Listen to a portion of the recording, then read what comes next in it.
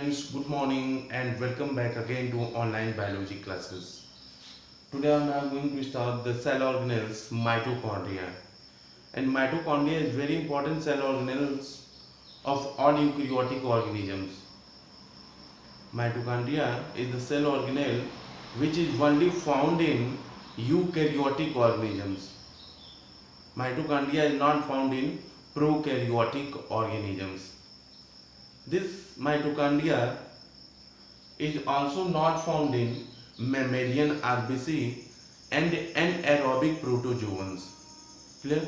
यह माइटोकॉन्ड्रिया एक ऐसा इंपॉर्टेंट सेल ऑर्गेनल्स है जो केवल यूकैरियोटिक ऑर्गेनिजम्स में पाया जाता है, या आपका प्रोकैरियोटिक ऑर्गेनिजम्स, या इसके अलावा मैमेलियन के आरबीसी में और एनाएरोबिक प्रोटोजोन्स, इनमें ये माइटोकॉन्ड्रिया नहीं पाया जाता है। ठीक है, और ये माइटोकॉन्ड्रिया सभी यूकैरियोटिक ऑर्गेनिजम्स जो एरोबिक तरीके से रिस्पायरेशन करते हैं उन सभी में ये माइटोकॉन्ड्रिया प्रेजेंट होता है। ठीक, तो माइटोकॉन्ड्रिया इज ए ग्रेनुलर और rod sailed structure present in the cytoplasm of all the aerobic eukaryotes. Mitochondria या तो ग्रेनुलर हो सकता है या रॉड शेप्ड हो सकता है। ग्रेनुलर व रॉड शेप्ड स्ट्रक्चर होता है जो यूकैरियोटिक सेल के क्या होता है, साइटोप्लाज्म में प्रेजेंट होता है। Clear? And it is absent in mammalian RBC and aerobic protozoans and in prokaryotes. ठीक है, माइटोकॉन्ड्रिया प्रोकैरियोट में नहीं पाया जाता, इसके अलावा मैमेलियन आरबीसी और एनाएरोबिक प्रोटोजोन्स में भी यह नहीं पाया जाता है। अब हम बात करते हैं इनके स्ट्रक्चर की। तो स्ट्रक्चर आप यहाँ पे देख पा रहे हैं कि जो है इनका यह स्ट्रक्चर है, और माइटोकॉन्ड्रिया इज जो है double membrane bound cell organelles होता है। ठीक है, mitochondria is double membrane bound cell organelles होता है। इसमें दो लेयर दिख रहे हैं आपको, आउटर मेम्ब्रेन ये हो गया और ये आपका inner membrane. Outer membrane smooth होता है, उसमें कोई फोल्डिंग नहीं होती है, जबकि इनर मेम्ब्रेन जो होता है वह फोल्डिंग करता है और फोल्डिंग करके फिंगर लाइक प्रोजेक्शन बनाता है। ठीक है, माइटोकॉन्ड्रिया का आउटर लेयर स्मूथ होता है, जबकि इनर लेयर माइटोकॉन्ड्रिया का फोल्ड करके फिंगर लाइक प्रोजेक्शन बना रहा है। इस फिंगर लाइक प्रोजेक्शन को हम कहते हैं क्या, क्रिस्टी। ठीक है, माइटोकॉन्ड्रिया का जो इनर लेयर होता है उस इनर लेयर के द्वारा फिंगर लाइक प्रोजेक्शन का फॉर्मेशन हो रहा है। इस फिंगर लाइक प्रोजेक्शन को हम क्रिस्टी कहते हैं। क्लियर? तो यहाँ पे देख रहे हैं कि यहाँ पे चेम्बर दो बन जा रहा है, एक ये आउटर चेम्बर हो गया और ये इनर लेयर के अंदर का जो चेम्बर होता है उसको इनर चेम्बर कहेंगे। ठीक है, तो ये आउटर चेम्बर हो गया और ये इनर चेम्बर हो गया। इसके अलावा इस इनर चैम्बर के अंदर जो फ्लूइड प्रेजेंट होता है उस फ्लूइड को हम कहते हैं मैट्रिक्स, जो कि प्रोटीनेशियस इन नेचर होता है। क्लियर? माइटोकॉन्ड्रिया के ये आप देख रहे हैं इनर चैम्बर के अंदर जो ये मैट्रिक्स प्रेजेंट है, ये मैट्रिक्स प्रोटीनेशियस इन नेचर होता है। क्लियर? ये मैट्रिक्स प्रोटीनेशियस इन नेचर होता है और यह मैट्रिक्स क्या करता है, बहुत सारे एंजाइम्स को कंटेन किए रहता है और ये एंजाइम्स हेल्प करते हैं इलेक्ट्रॉन ट्रांसपोर्ट चेन में, रिस्पायरेशन के दौरान हेल्प करते हैं ताकि एटीपी मॉलिक्यूल्स का फॉर्मेशन हो सके। क्लियर? तो आप देख रहे हैं कि यहाँ पे इस क्रिस्टी पे जो फिंगर लाइक प्रोजेक्शन है, इस फिंगर लाइक प्रोजेक्शन पे भी जो है यहाँ पे आप देख रहे हैं कि मैच स्टिक लाइक स्ट्रक्चर निकला हुआ है। मैच स्टिक लाइक ये स्ट्रक्चर बना हुआ है। इस मैच स्टिक लाइक स्ट्रक्चर को हम F1 पार्टिकल्स और ऑक्सीसोम्स कहते हैं। ठीक है, ये आपका क्रिस्टी हो गया और इस क्रिस्टी पे जो मैच स्टिक लाइक माचिस की तिल्लियों की जो समान संरचनाएं हैं, इन स्ट्रक्चर्स को हम F1 पार्टिकल्स और ऑक्सीसोम कहते हैं। क्लियर? इनका भी इंपॉर्टेंट फंक्शन होता है। इसके अलावा इस माइटोकॉन्ड्रियल मैट्रिक्स में डीएनए भी पाए जाते हैं, राइबोसोम्स भी पाए जाते हैं जो कि 70S टाइप होते हैं। क्लियर?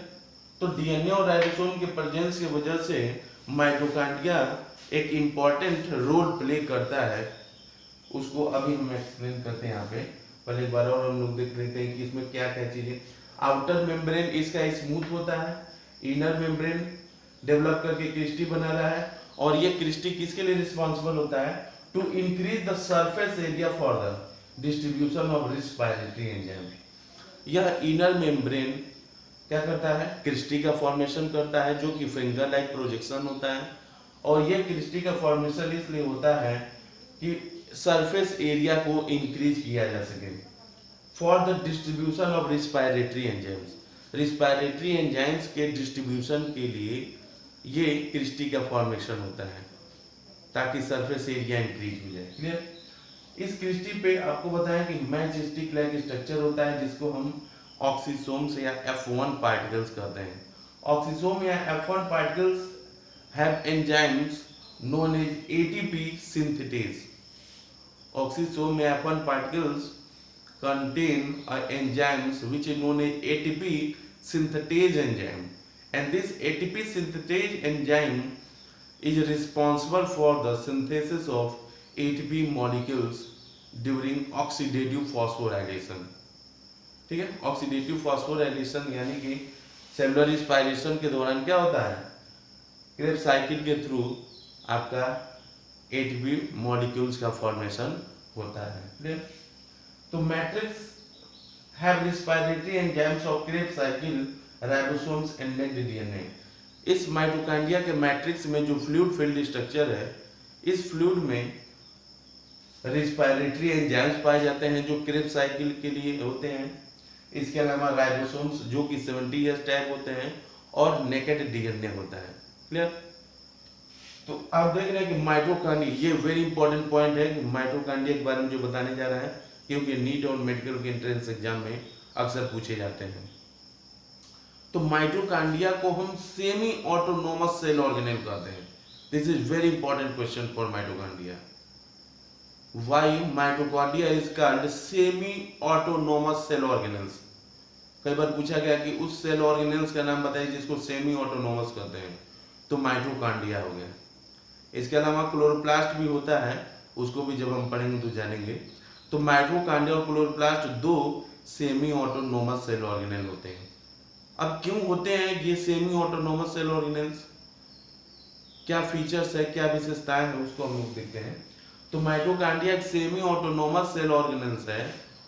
क्यों? क्योंकि इसमें क्या होता है, 70S ribosomes, DNA molecules and ATP molecules. इसका खुद का 70S राइबोसोम्स होता है, डीएनए मॉलिक्यूल्स होते हैं एंड एटीपी मॉलिक्यूल्स। यही कारण है कि इसको सेमी ऑटोनोमस सेल ऑर्गेनेल्स कहा जाता है। बाकी किसी सेल ऑर्गेनेल्स में क्लोरोप्लास्ट को छोड़ के और किसी में राइबोसोम्स वगैरह या डीएनए मॉलिक्यूल्स खुद का नहीं पाया जाता है, एटीपी का फॉर्मेशन खुद का नहीं होता है। ठीक है, और यही कारण है कि माइटोकॉन्ड्रिया को सेमी ऑटोनोमस सेल ऑर्गेनेल्स कहते हैं। क्लियर। तो सेमी ऑटोनोमस क्योंकि ये लगभग अर्ध रूप से स्वशासित कोशिकाएं हैं, यानी जो लगभग आधा फंक्शन ये खुद से रेगुलेट करता है, इसलिए इसको सेमी ऑटोनोमस सेल ऑर्गेनेल्स कहते हैं। तो mitochondria is called semi autonomous cell organelle due to presence of 70S ribosomes, DNA molecules and its own ATP molecules. Clear? What is the function of mitochondria?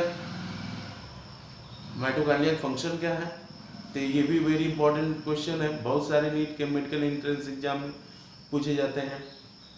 Mitochondria को हम power house के नाम से जानते हैं, या एटीपी मिल्स के भी कहते हैं, या एनर्जी बैटरी भी कह सकते हैं। माइटोकॉन्ड्रिया को पावर हाउस कहा जाता है। क्यों कहा जाता है?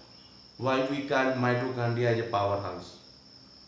तो पावर शब्द का इस्तेमाल यहाँ पे हो रहा है, इसका मतलब आप समझ सकते हैं कि माइटोकॉन्ड्रिया के अंदर एनर्जी का फॉर्मेशन होता है। Mitochondria is the cell organelle in which energy are synthesized. इसमें क्या होता है, एनर्जी का सिंथेसिस होता है in the form of ATP molecules. ठीक है, माइटोकॉन्ड्रिया में क्या होता है, एनर्जी का सिंथेसिस होता है in the form of ATP molecules, and ATP is the energy currency. ATP क्या है, एनर्जी का करेंसी कहा जाता है।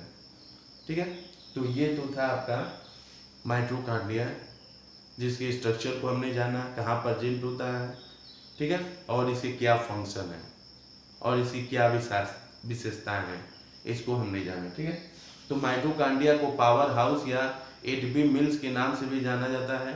क्यों? क्योंकि इसके अंदर क्या होता है, एटीपी मॉलिक्यूल्स यानी एनर्जी का सिंथेसिस होता है। ठीक है, तो आज के लिए बस इतना ही। धन्यवाद आप सभी का।